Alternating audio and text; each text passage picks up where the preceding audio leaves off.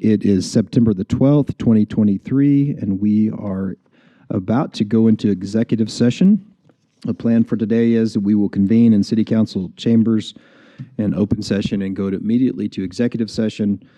We anticipate a bit of a lengthy discussion this morning on personnel matters with the city staff, and then we will move to our regular agenda and consent agenda promptly at 2 p.m. So at this time, we will hold an executive session for the purpose of consulting with the city staff regarding the following: pending or contemplated litigation or settlement agreement, and to hold consultation with attorney under section 551.071 of the Texas Government Code, and personnel matters under section 551.074 of the Texas Government Code.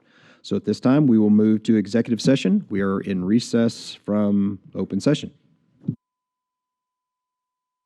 Good afternoon. It is 2:03 on September the 12th of 2023.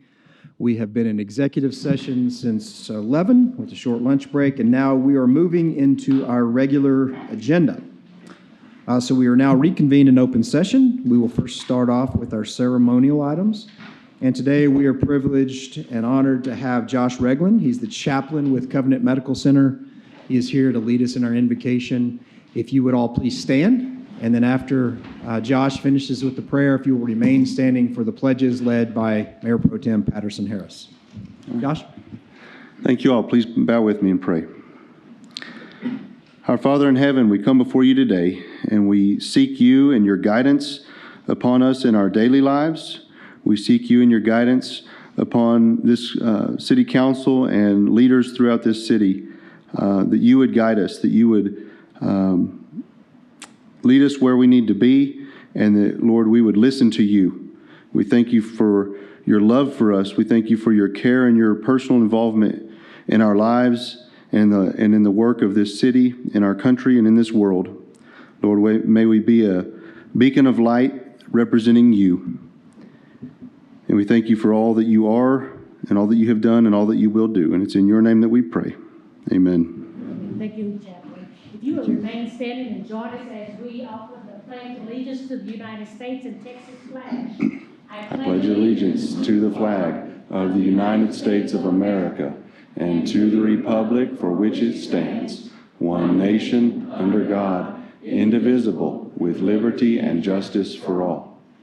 On our Texas flag, I pledge allegiance to thee, Texas, one state under God, one and indivisible. Thank you. You may be seated.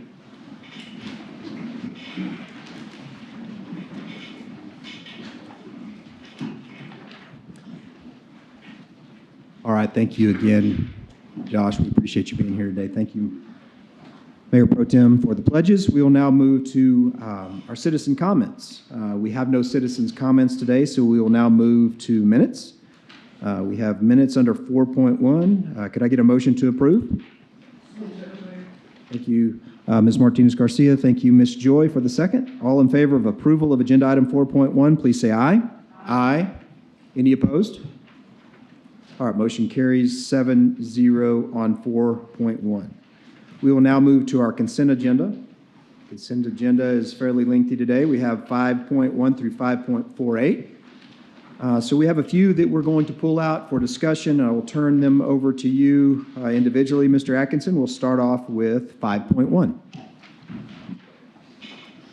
Okay, thank you, Mayor and City Council. We'll jump right on to 5.1. 5.1 is a budget amendment, second reading. This is for the city's portion of the development agreement that will result in having 2 lanes of concrete roadway constructed on South Quaker. So this is between 146th and Woodrow Road, and obviously in direct support of the new Liberty High School. The change that is in this one versus the prior is we are needing to up the city's contribution in the amount of $165,153. That will bring us to where we are paying the 30% limit for a development agreement, and thus 70% of this project is paid by the private parties that surround the project. All right, any questions of Mr. Atkinson on 5.1? Ms. Joy. Mr. Atkinson, this just indicates that it's an increase in the funding,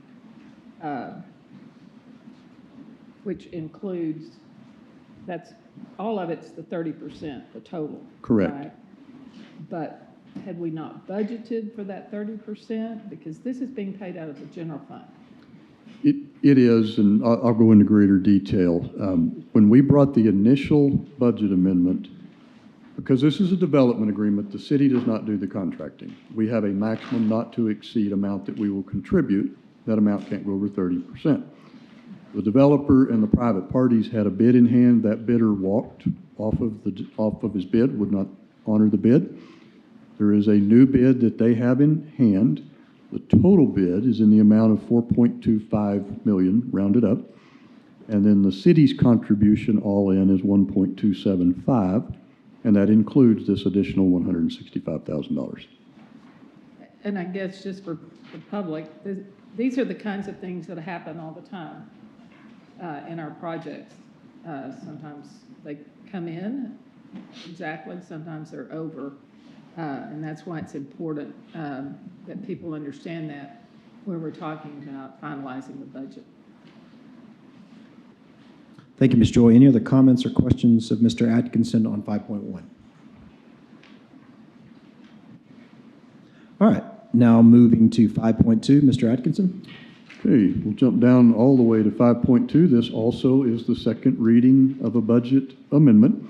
Comes to you from finance, but council recall this is entirely for the eventual construction of Fire Station 20. So if you'll remember, Fire Station 20 was originally funded through a tax note project a couple of summers ago. Just as we're seeing with many other projects, we have a limited number of bidders. In this case, we had one, and the bids are over budget. So this bid is also over budget. It's not more over budget than what we're seeing in other items, but it is over. To make up that difference and to keep this project on track and to allow you in the very next item to consider awarding the construction contract, we are asking to appropriate an additional $3 million total into the Fire Station 20 project. That is from the tax notes, and it is covered because we had 2 fire trucks in your next year's budget, the FY24 budget, for a total of $4 million. Those we are not doing, and we're instead pulling this $3 million forward to fully fund that project. The immediate next item is 5.2.1, which is the contract award. If you choose to do that, we'll get construction kicked off and get that station built. Any comments or questions on 5.2? Maybe a point of clarification there, Mr. Atkinson. I think in one of the slides we saw at one point those fire trucks were in there, but that's not in the budget. Good catch, Mayor. Yes. Council, when I showed you the 18 slides last week at the budget hearing, it said there were still 2 fire trucks in it. That is not true. The 2 fire trucks are not in it. The budget, the numbers, the totals, the resulting tax rate and funding, all of that is correct and was correct last week. Everything you acted upon was correct. I just had an error in my presentation. And thank you for the catch. All right, thank you. Move to 5.6. Okay, item 5.6, this one looks a little odd, council. We're asking you to amend the budget by creating a CIP, or a Capital Improvement Program project. Right now, that project has no expenditures, and we are not asking for an expenditure. What we are doing is asking for you to create that CIP project. We're calling it Park Development. This is where we will deposit all of the funds received from the Texas Department of Transportation from the land transaction that is being done for Future Loop 88 down at 1585 in Milwaukee. These are the funds that have been tendered to us now because, council, we did a possession and use agreement a couple of meetings ago. We now have those dollars. There are more to come. We do not have that exact number yet. They will be much more than this number is. No dollars come out of this CIP until we present and ultimately council approves the use of those dollars. By putting this in a CIP rather than in the reserves, it also means these dollars go nowhere else. They're not part of the balance of the city. They will stay here until we bring back to you the project and the expense and ask for your approval. The funding in this one, the dollars we have in hand are a little over $1.1 million. Ms. Joy? These monies are as a result of the right-of-way that the city owned on Loop 88, is that correct? That is correct. This is the frontage, it's not developed frontage, so don't anybody take that we're doing anything with the Tom Martin complex.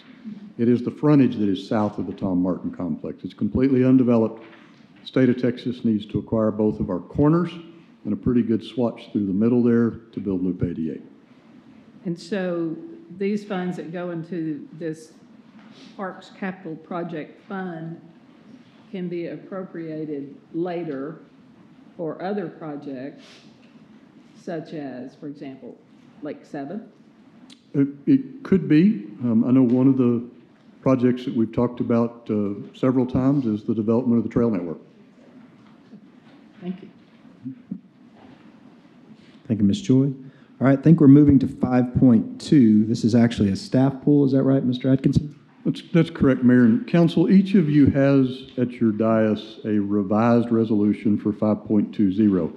This item is the purchase of the various lines of insurance coverage specifically for Lubbock Power and Light. The change that you have between what is in your packet and what is on your dais is this. The packet in the original resolution is asking for permission to purchase this insurance with a rate that does not exceed 13.33 cents per $100 of property being insured. That is the initial quote that we received, thus we put it in your packet. Saturday, the carrier had to revise their quote. They had put the quote in erroneously. They had tagged it to city operation instead of electric operation. The result thereof, Council, we are asking for a not to exceed rate of 34.97 cents per $100 covered. It went up substantially.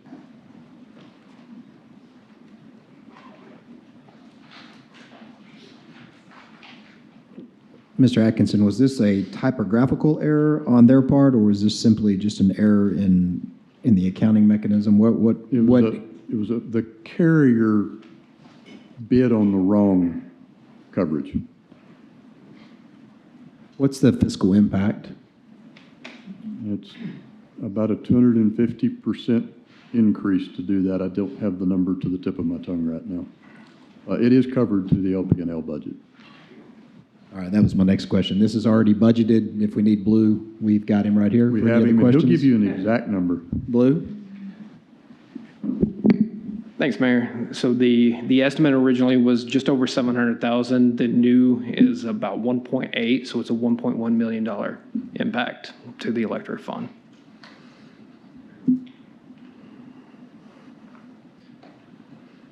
All right, Chad, if we're going to, do we have any requirements on this one, on 5.2? Can we leave this in consent and just make an agreement from council that we're going to acknowledge this resolution? Yes. As opposed to- If there's no objection, you can just act on the one that's on the dais as part of your consent. Okay. All right, council, do you have any other questions of Blue or Mr. Atkinson? All right, does anybody have an objection if we keep 5.2, acknowledge the resolution was 0.3497 per 100? Any objection to that? All right. Ms. Joy, I have a motion to move to accept the resolution as stated. Is there a second? All right, thank you, Ms. Patterson-Harris. All in favor of acknowledging this resolution to accept in place of the 0.1333 per 100 and accept the resolution to 0.3497 per 100, please say aye. Aye. Any opposed? All right, that will, I guess essentially, Mr. Weaver will amend 5.20 in the consent agenda to acknowledge the resolution in front of council. All right, thank you very much. All right, we'll now move to 5.21. Mr. Atkinson? Thank you, Mayor and Council. 5.21 is a property just north of where we sit today, commonly known as the Kimmel Center. That is a property that has housing tax credit dollars. It's in the process of ownership being transferred, replatting, all heading towards redevelopment, really of that entire block over there. Item before you today is to abandon and close portions of an alley, along with 6 existing utility easements. And the alley runs east-west on that block. The utility easements run north and south on that block. All new easements will have to be granted when the property is replatted.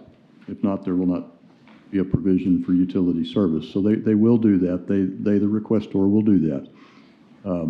The dollars generated by this, because you are abandoning the equivalent of public property, is $750 to the city. I would note a couple of things. One, this is the first read, so there is a second read to follow. This is starting to be a rapidly developing project, and I think that's a good thing that it is. Your downtown TIF is looking at stuff. We will be able to bring in the second reading as appropriate, as well as that replat to reestablish all of the various easements that we have. With that, I'd take any questions, Mayor. Mr. Atkinson, on this being the first reading, if we don't see some, I guess, movement may be the right word, or maybe a closing on this property, is there a time frame for when this has to go back before council on a second reading?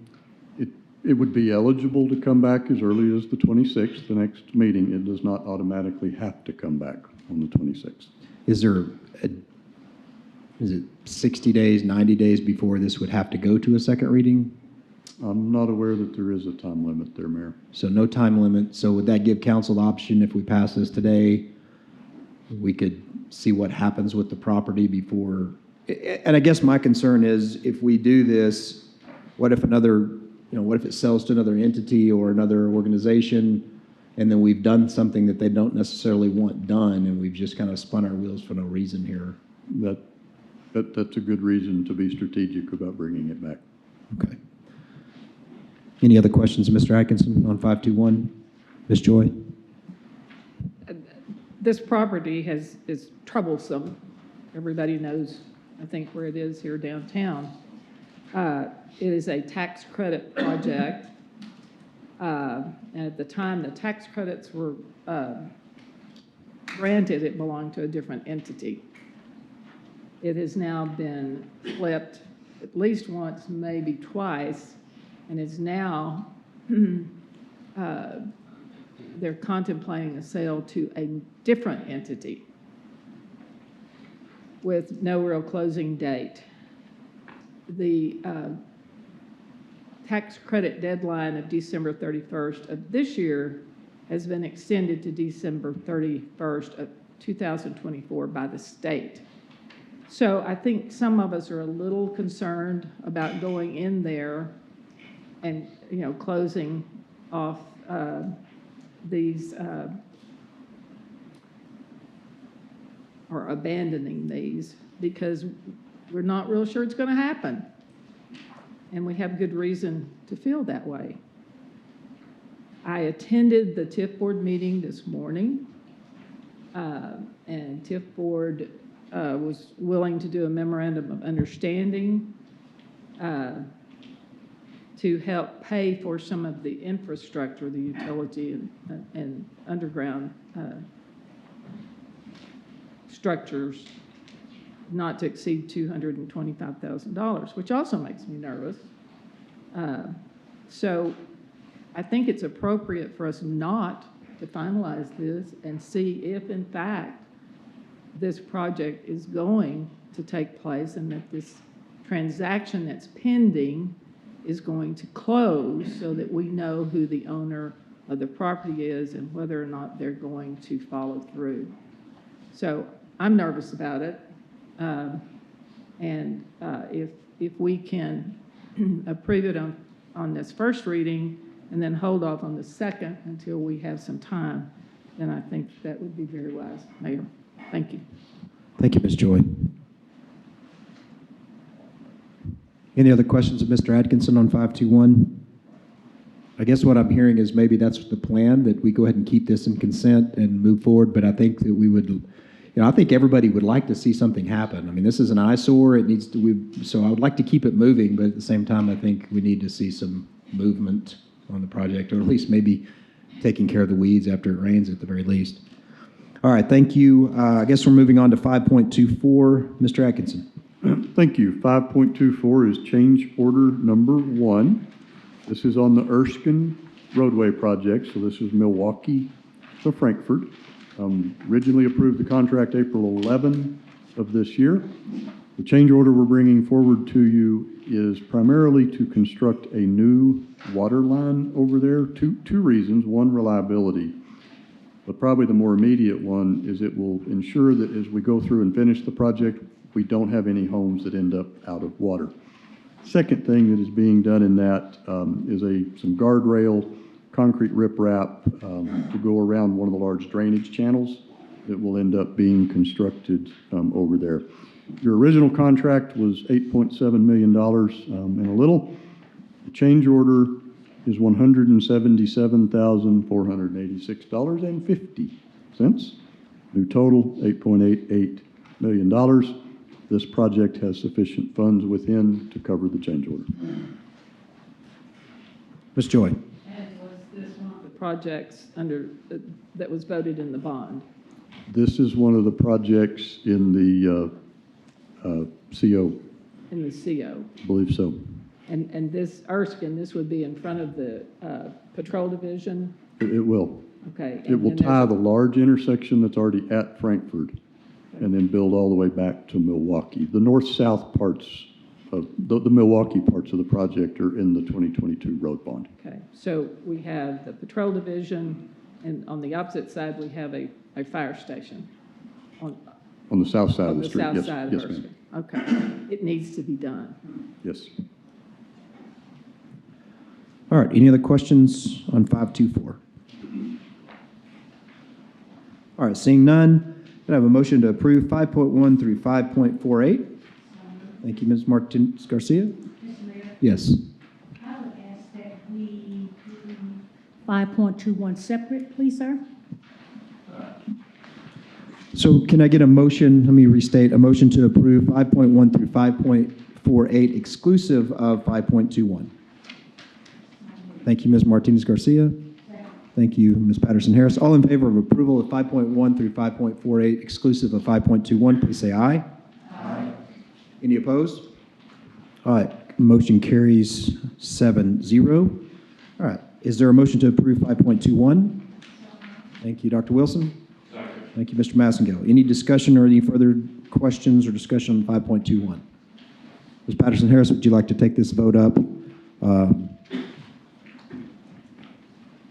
by button, or is verbal okay?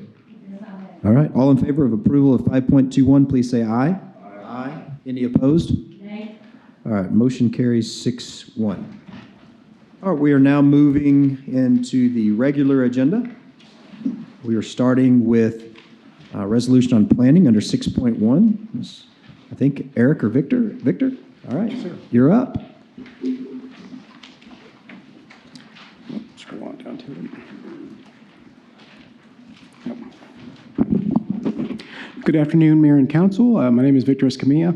Item 6.1 on the agenda is in consideration of a resolution authorizing the mayor to execute an amendment to the municipal services agreement with the Lubbock Economic Development Alliance. The original resolution was heard before the council on the August 22nd meeting as agenda item 7.17.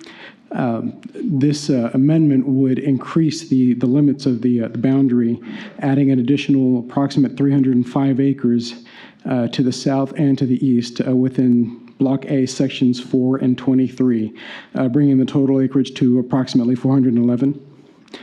Still north of East 4th Street and east of East Loop 289.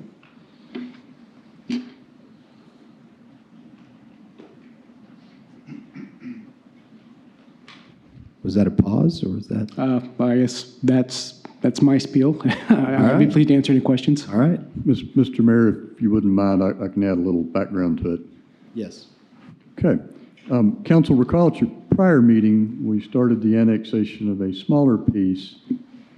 This should have gone with that piece, and it just didn't line up to do that. So you actually have two items on the agenda right now related to this. The first is to go ahead, and we're calling it amendment because we want to tie all these properties back together, amend the municipal services agreement with what we did at the prior meeting. Second ask you to hold the public hearing and consider the first read of the ordinance for the annexation.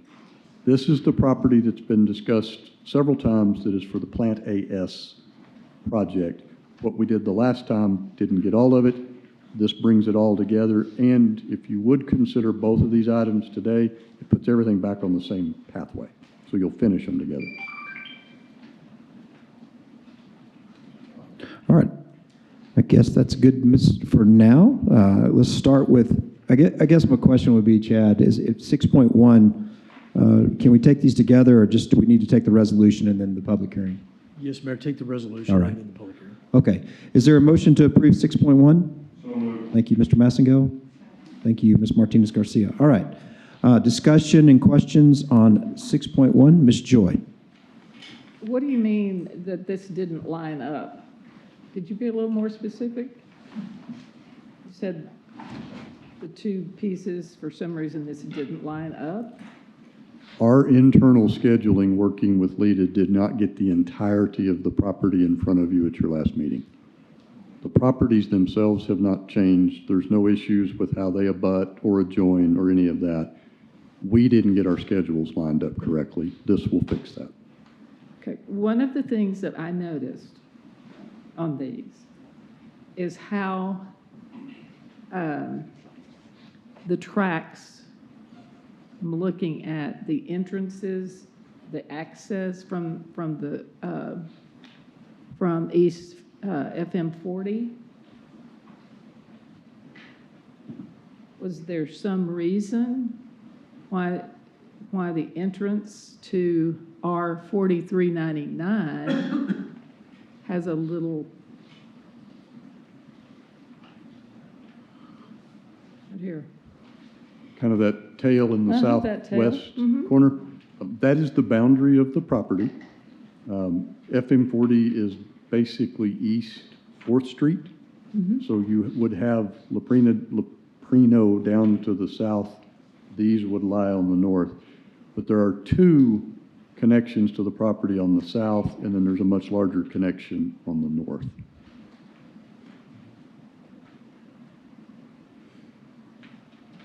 So are you telling me that the properties to the north and south of this piece of property, in other words, this piece of property is actually shaped this way? That is correct. And there was a reason for that? They sold off the frontage? No, the frontage was not part of this 40399. The frontage on 4th Street was not part of the property to start with. But Okay. what you see is what was acquired by LIDA, by Lubbock Economic Development Alliance. Plus, it came with, or maybe it's a separate legal tract, but it has that tail that's right in the middle of it as well. Also note, everything to the north of that property is already in the city limits. So you're connecting back through there.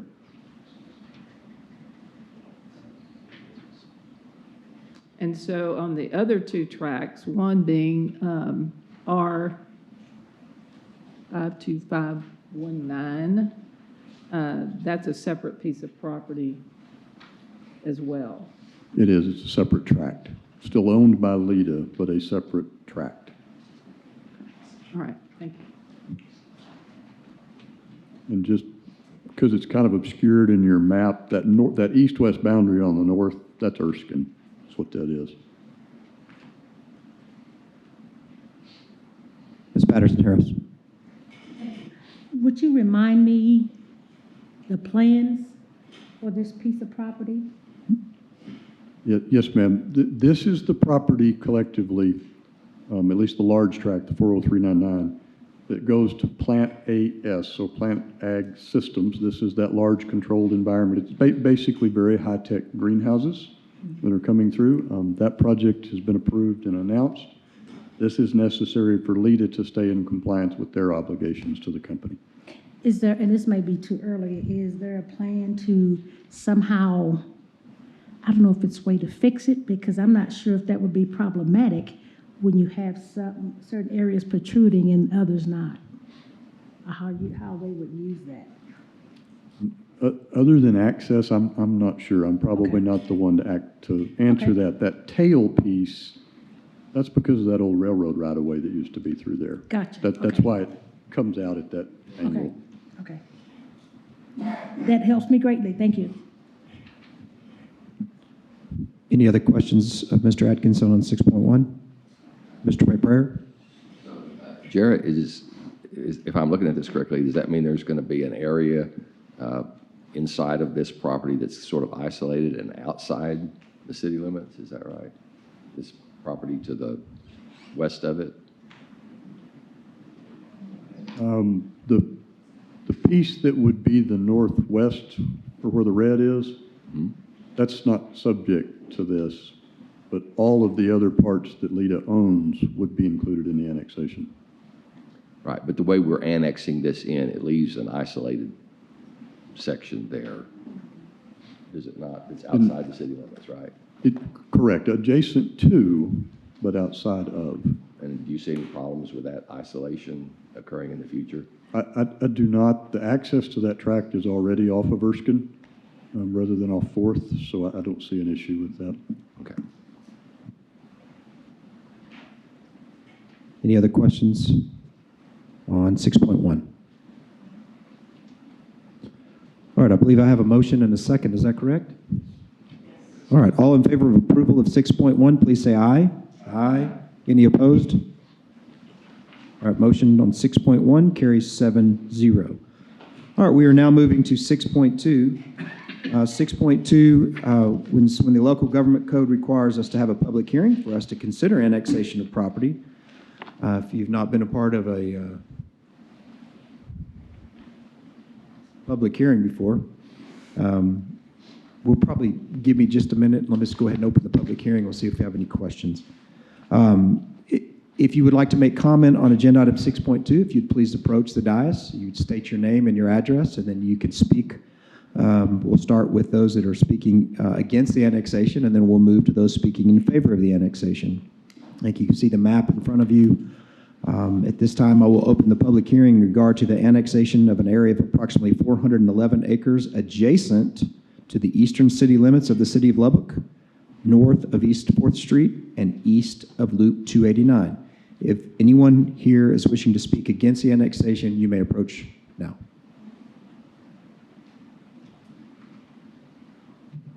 All right, seeing none, is there anyone here wishing to speak in favor of the annexation?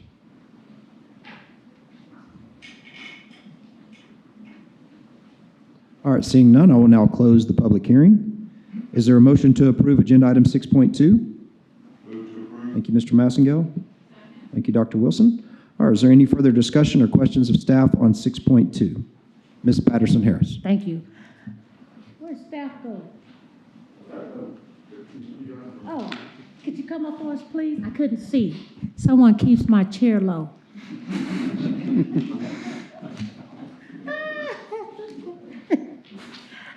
And I know the area to the west of this property is county property.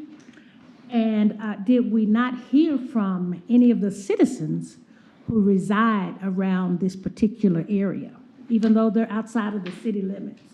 I don't believe that we have, no ma'am. And I was trying to get to the part that would indicate, if someone will help me, it's a long piece to this thing. To how many were notified? If I might, Mayor, I'll All right, Mr. Atkinson. jump in a little bit. You don't send out notices on an annexation in the same manner that you do for a zone change. So Okay. there are not direct mail notices for this. Okay. I thought it was weird. I've been going up and down on this thing and I couldn't find anybody. Even with that being said, and if we don't provide the notices, has there been any contact with the citizens? I don't believe the Has department, anybody called to say, hey, I noticed that this is going on, I'm paying attention, or what have you? What's happening and why? We've not heard any of that. And the reason I say that, because there's a lot of folks being concerned and alerted as things begin to happen in this area and to the south. So, and I definitely want us to hear from them if they're making contact with us or trying to make contact with us. okay. I'm not aware of any contact with the planning department regarding the annexation. I myself haven't heard any. Okay. Thank you. Any other questions of staff on 6.2? All right, I have a motion and a second on the agenda item 6.2. All in favor of approval of 6.2, please say aye. Aye. Any opposed? All right, 6.2 carries 7-0. All right, we are now moving to 6.3. This is the second reading on the budget. I will turn it over to you, Mr. Atkinson. Thank you, Mayor, City Council. This is the opportunity for the second and final reading of the budget, and then subsequently a ratification, subsequently a vote on the tax rate. Council, with the exception of the mistake I had on slide 6 in the prior presentation with the 2 fire trucks, there are no changes to what you've seen. And again, the budget itself and everything related was correct last week, is correct this week. All right, thank you, Mr. Atkinson. All right, I know we're going to have some discussion and some questions possibly, but let's start off. Is there a motion to approve 6.3? Thank you, Dr. Wilson. Thank you, Ms. Martinez Garcia. All right, I have a motion and a second. All right. Is there any discussion or comments or statements? Ms. Joy? Thank you, Mr. Mayor.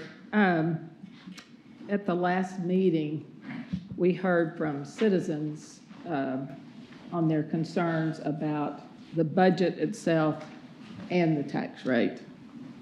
And I think it's important that we listened to what they had to say, but it's also important that if there is missing information or misleading information, that be addressed as well. And I also think that citizens need to understand how the city is impacted by decisions that are pretty much beyond our control. That was one reason we pulled some of the items off of the consent agenda, because $3 million here, offset by 2 fire trucks, which now will have to be done later. An increase in funding for a road project or 2. Those things happen. And I've been watching as citizens responded to, were they in favor of the tax rate, opposed to the tax rate, and did they have any comments? And I tried to pay attention to all of them, and I paid attention to those from my district. There was only one comment, and that was that they didn't think that this council was managing funds the way they should. Didn't tell me what we were doing, just a general statement. But these expenses that the citizens are having, I understand. I go to the grocery store, I buy gas.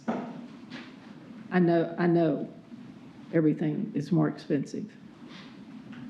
Last year, we did a no new revenue rate, and so this year, we're a whole lot tighter.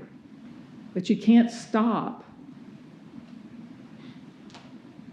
the city from doing its job, and this council, that's our job. We are policymakers. We've got to make sure that we have those services for citizens, and that includes public safety. We need 15 firefighters for Fire Station 20. A lot of what we do, we really don't have the ability to change, and I am not going to cut firefighters and police officers ever. We need them badly. We need more, and they're too important. There was a lot of discussion about the 4% COLA, cost of living adjustment. And I still am having some trouble with the fact that we have the lower paid employees who really and truly, a 4% doesn't amount to much. And probably by the time you take taxes and increase in the insurance, which we increased a little bit this year by 2%, not a lot. it's still difficult. But what that leads me to is, as a council in the future is going to have to address that issue on the compensation. I found out today by asking what the least salary that we pay in the city of Lubbock. And that number is $22,000, I believe, somewhere in that neighborhood. And when you break that down into monthly, that's not much. And so it appears to me that not for fire and police, because they've done their studies separate, but for the non-civil service employees, we need to take a hard look at the compensation plan that we have here. And many of you probably don't know this, but they're kind of in bands. But what's happened is we gave, in prior years, a percentage, but we did it less for the higher employees and more for the lower. But we've compressed ourselves now in that compensation plan. And so we've got to take a hard look at that. But I think that $22,000 is about $10.50, something like that, an hour. So out of all fairness to those people who do not make $30,000 or more, and they're under that, it's tough. And I think it also points to the fact that we do have problems hiring some staff because they can make more by working at one of the big box stores. They can make a whole lot more than they can here. So I guess what I'm saying is I don't have a problem with the 4% COLA that we're doing this year, but I think in order, all fairness, look at the compensation study so we can do a better job with those people who don't necessarily sit in an office, but they're out on the streets day and night, much like police and fire, digging holes, freezing, and burning up. So I think we need to take a look at that. There was some question raised about Lubbock Economic Development Alliance, and there was some criticism of it.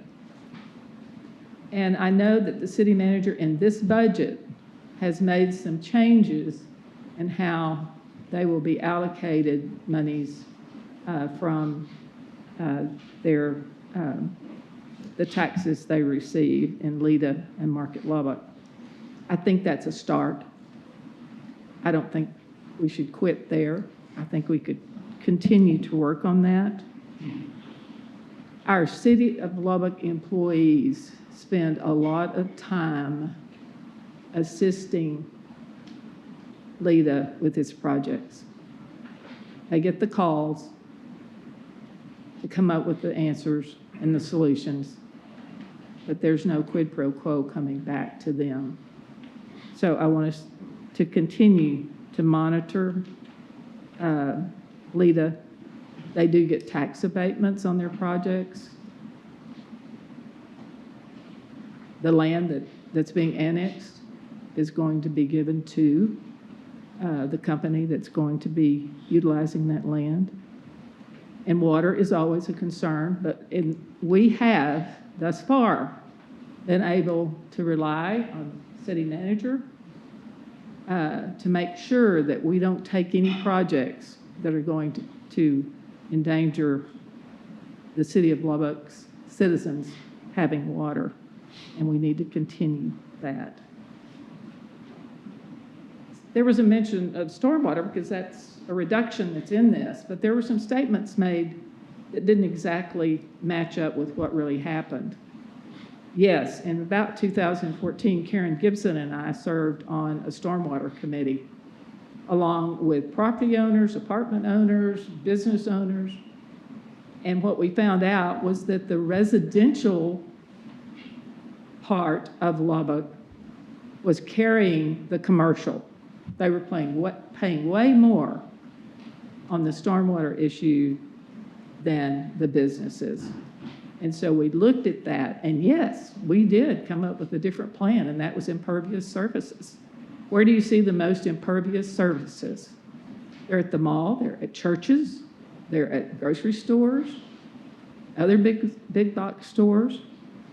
And instead of one of the big boxes paying $93 for a water meter, we assess it on impervious surface because that's where the water lands and runs off into the street. I don't regret that decision. Someone said, well, you assess it against churches. Churches don't pay income tax. They don't pay property tax.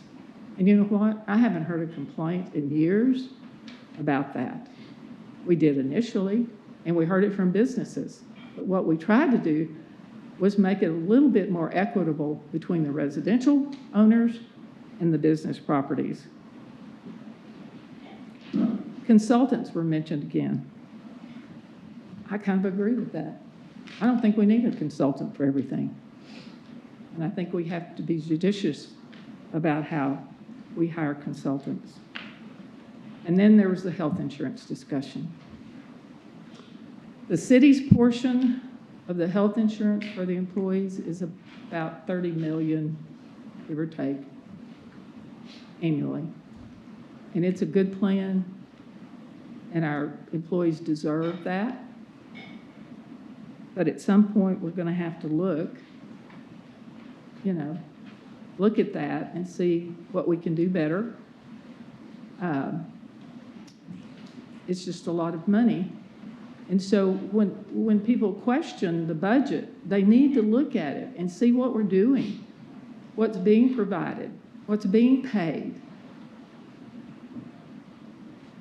If you can find anything frivolous in this budget, let me know, because it's not there. So I think we need to continue on the path we've gone down, and that is reducing debt, and at the same time, cash funding as much as we can. And we have to have the flexibility to do that. When I came on council, we had a program called leasing. What was it called? Master lease. And everybody thought I was crazy. What it turned out was it was like using your credit card to buy things. And it got up to 40 million? Better than that. It got up to a really big number. It made no sense whatsoever. Since Mr. Atkinson's been here, we've gotten that taken care of, paid down. We don't do that anymore. We have cash funded, and we've been very judicious about debt.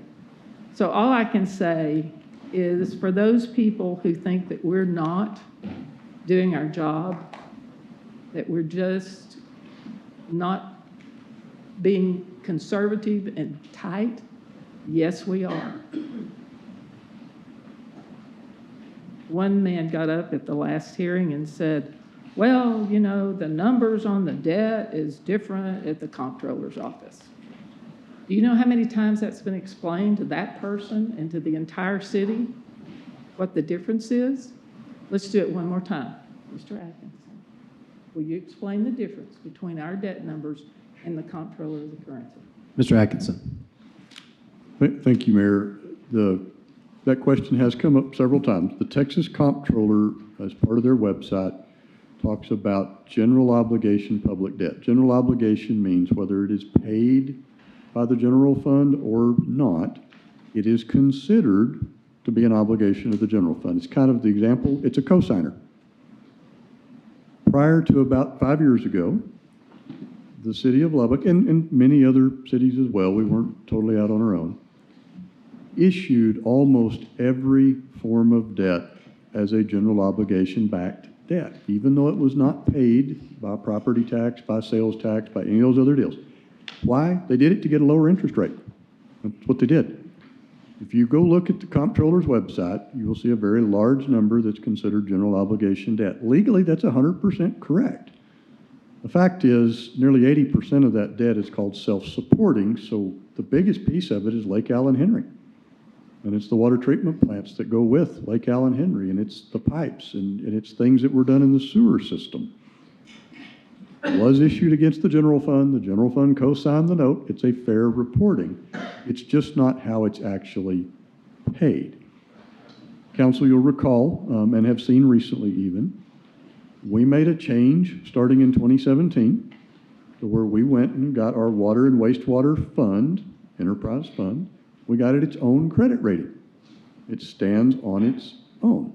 Their debt's still paid the same way. It's paid through rates, just like Lake Allen Henry and all those other things are paid. But because it issues as a revenue debt, it does not show up as the general fund is co-signing. The general fund's not obligated for it. So if everybody's interested in debt, would encourage you, really, there's two ways to look at it. Number one is total. Look at all of the outstanding debt of the city. That number is correct. You won't see that on the controller's website because they don't also add in the revenue, the true revenue debts. So that's important, and that's a good number. The second, look at what's paying for what, and it's roughly 80-20. That is 80% towards paid with a revenue debt, 20% comes out of your general fund. Council, the single now largest portion of your general fund debt is the 2022 street bond, voter approved. Thank you. Thank you, Mr. Atkins. All right, any other, Mr. McBrayer?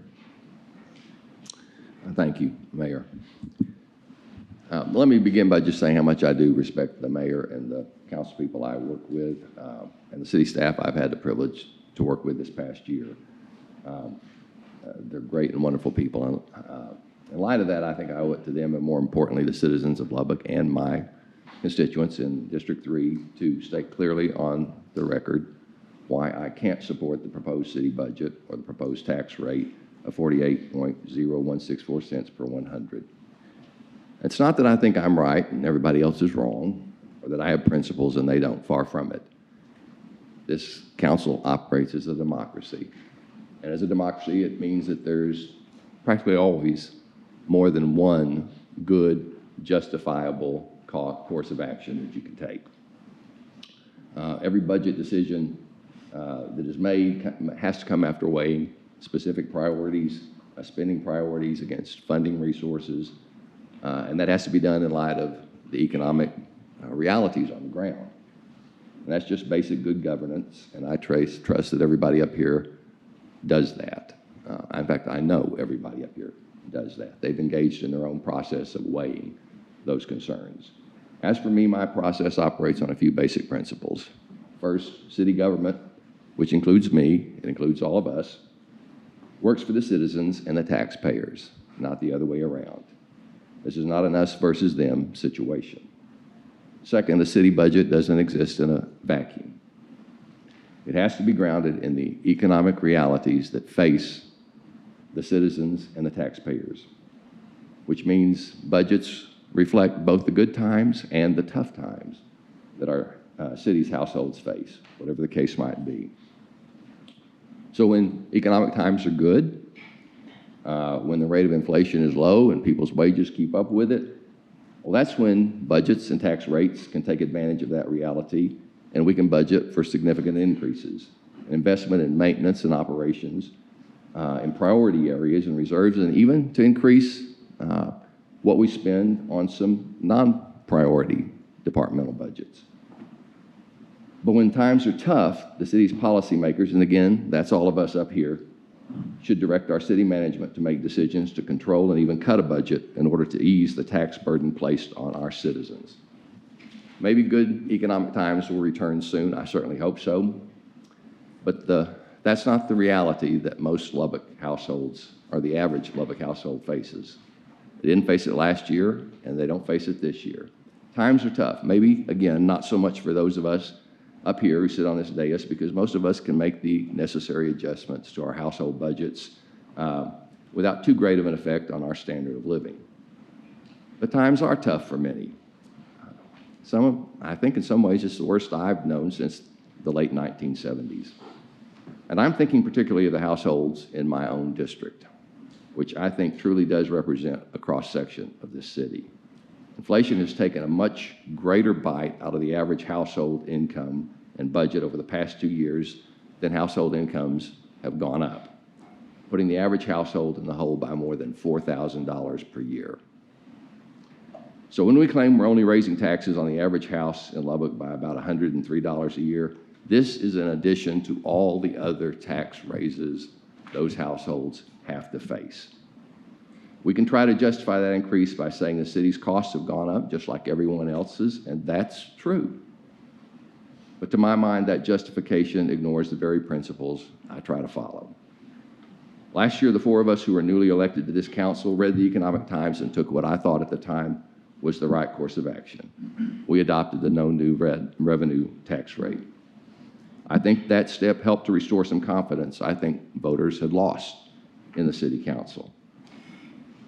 And the voters rewarded us with an overwhelming vote of confidence in the street bond election. But in my opinion, the economic conditions have not changed all that much for the better. The rate of inflation may be coming down, but that's from an abnormally high rate that it has soared to levels unseen in a very long time. So it's hard for me to believe that in this budget, and I agree, there's not frivolous expenses in this budget. I agree with you. But I still find it hard to believe in this budget, and I started to bring those books down here, but I didn't, the 2 huge volumes we've got. You can't find a reduction of 1.14% in the general fund expenses to get us down to the no new revenue rate. So let me be clear. I am not one who would never vote to raise taxes. I think I made that clear a minute ago when I stated my guiding principles, but I've never had a single one of my constituents come up to me and say they hoped I raised their taxes. So when we raise people's taxes, most people will just absorb that increase in their taxes the best they can by making hard choices to their household budgets because they don't have any other choice. The choice they did have was to elect us to represent them. And it becomes our choice then as to how we will do that job and what principles will guide us. In tough inflationary times, the choices come down to cutting budgets or raising taxes. I'll be the first to admit I've not pushed hard enough on city staff to find those cuts.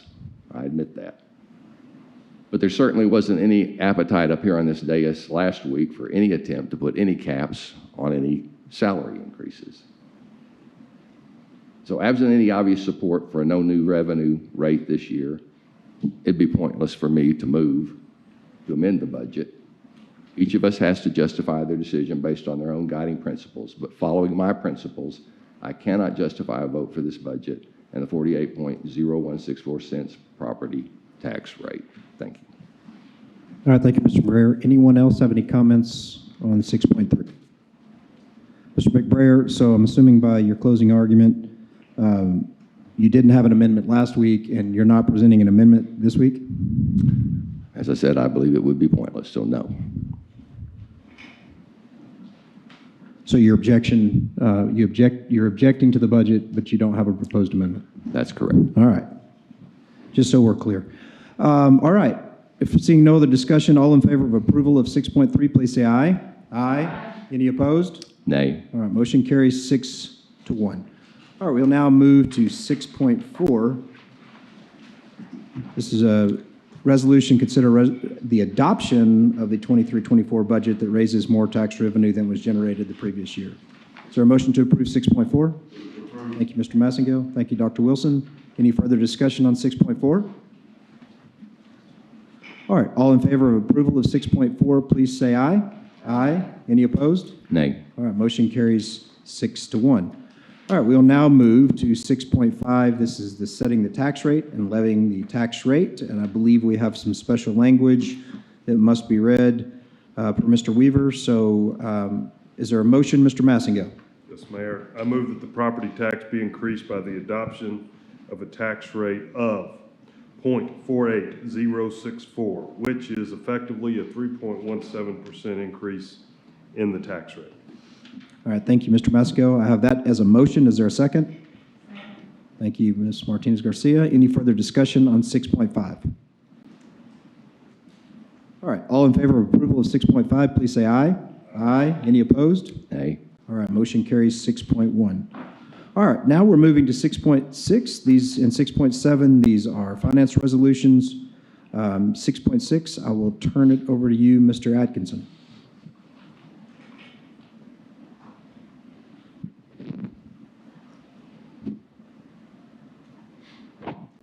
Just one moment, please, Mayor.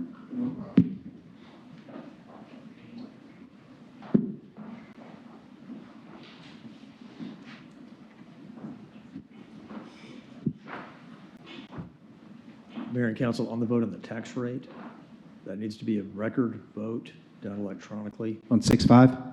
Yes, sir. All right. So do we need to go back electronically on 6.5? You pull that up, Jimmy?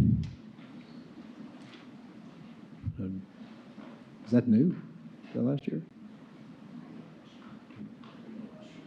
We did? All right, well, we'll go back. We already have a motion and a second. We already have a vote, but if we could go ahead and have everyone enter in their vote.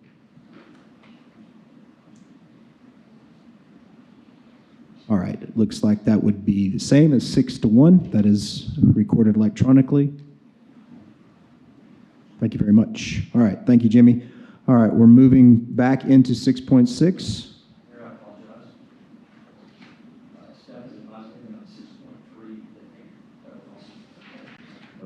All right, no problem. We already have a motion and a Or second you on. could read into the record what the vote was. I can read into the record on 6.3 that Dr. Wilson, Ms. Martinez Garcia, Mr. Massaguel, myself, Mayor Trey Payne, Ms. Joy, and Ms. Patterson Harris voted yay, and abstaining or as a negative vote was Mr. McBrayer on 6.3. What about 6.4? Do we want to go ahead and do that one just to be safe? All right. I believe, let's just go ahead and read that again. 6.4, we had a motion and a second. Same as before. Dr. Wilson, Ms. Martinez Garcia, Mr. Massengill, myself, Ms. Joy, and Ms. Patterson Harris were yays, and Mr. McBrayer was a nay. That clean house? All right, shop is clean. We can now move to 6.6. All right, Mr. Atkinson. Thank you, Mayor. Item 6.6. This now closes the loop on some of the discussion that we've had, specifically as it relates to the hotel occupancy tax. So remember, as we've had our prior discussions, historically, the council allocates the hotel occupancy tax on a percentage basis, always resulting then in some form of a true-up after the close of a year. We have proposed and included in your budget, and now for you to formalize should you so choose, to rather allocate those hotel occupancy taxes by dollar. Basically allocate by budget, an expense budget, the same way that we do with all of your other city funds. This is not removing dollars or giving any of our recipients less. What it does is it stops that true-up process. There will still be a true-up, just as there is on our reserve fund and sales tax and everything else. So at the end of a year, hot tax that was received in excess of the dollars you allocated goes into a hot tax reserve. It is only available for use first at the approval of the council, and second, only for those eligible categories of expenditure for hot dollars in state law.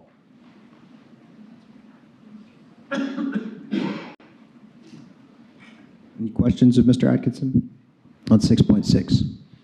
Ms. Joy. On the transfer to the Civic Center CIP, is that the capital project for improvements to the Civic Center? Is that what that is? Yes. And then on the, it says the ball fields, I think you're talking about the baseball fields or softball? That is for maintenance on the two tournament fields, so that will be Burl Huffman and Okay. Tom Martin. Okay, I wanted to be sure which fields we were talking about on that one. And the Buddy and Maria Elena Holly Plaza debt, $89,000, does that pay that off? I think it has 2 years left. Does it? Okay, It may be off by a year either direction. It's almost done. all right, thank you.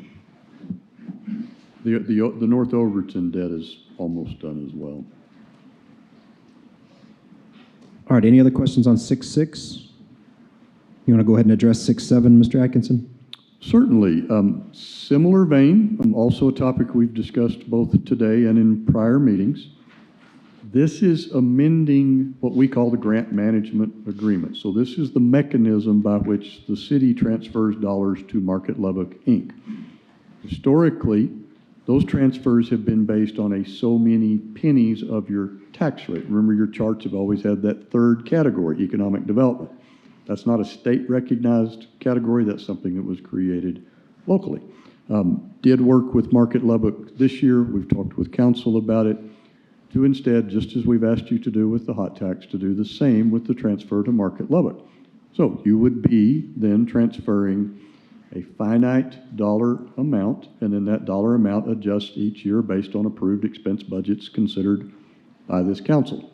What it does not do is produce a revenue that continues to change over time. You don't budget any other city department or city operation in that manner. We carefully comb and finally present expense and appropriate revenue to equal. This one kind of worked in the opposite, and we're asking if you wish to put it back on the same plane as the rest of your city budgets. Well, thank you, Mr. Atkinson. Any questions on 6-7? All right. So we've got time for discussion if anyone comes up with any other questions, Mr. Atkinson. Let's start with 6.6. Is there a motion to approve? Thank you, Mr. McBrayer. Thank you, Ms. Joy. All in favor of approval of 6.6, please say aye. Aye. Any opposed? All right, motion carries on 6.670. All right, 6.7, is there a motion to approve? Thank you, Ms. Joy. Thank you, Ms. Martinez Garcia, for the second. Is there any further discussion on 6.7? All right, all in favor of approval of 6.7, please say aye. Aye. Any opposed? All right, 6.7 carries 7-0. All right, with that, it is 3:08 in the afternoon, and City Council is adjourned.